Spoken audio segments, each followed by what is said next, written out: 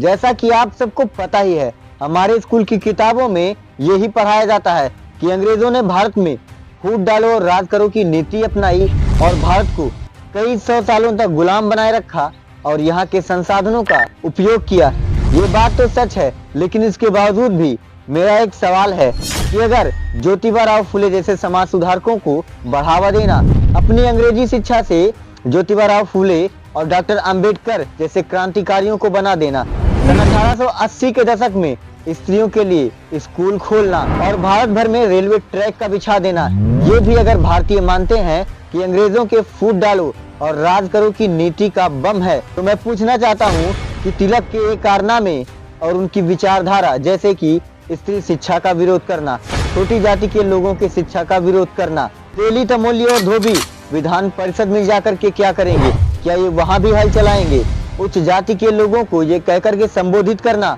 कि सबको हिंदू कहते कहते ये मत भूल जाना कि तुम एक ब्राह्मण हो। गणपति महोत्सव में ज्योतिबा राव फूले और अपने मित्र अगरकर जैसे समाज सुधारकों को अपमानजनक शब्द कहना और मुसलमानों को यवन और असुर कहना, क्या ये सब भारतीय समाज को जोड़ने के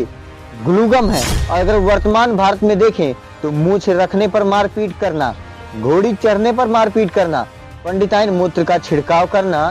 चप्पल चटवाना, पेशाब चटवाना, सुप्रीम कोर्ट में जूता चलाना, पत्रकारों को उनकी पत्रकारिता को ठीक करने की धमकी देना, ये सब भारतीय समाज को जोड़ने के कौन से ग्लूगम हैं? और अगर बात करें स्कूलों की, तो वहाँ पर सिर्फ इतिहासकारों की विचारधारा को किताबों के माध्यम से हम पर थोपा जाता है, न कि हमें इस लायक बनाया जाता है कि पढ़ो, जानो और अपनी विचारधारा को स्वयं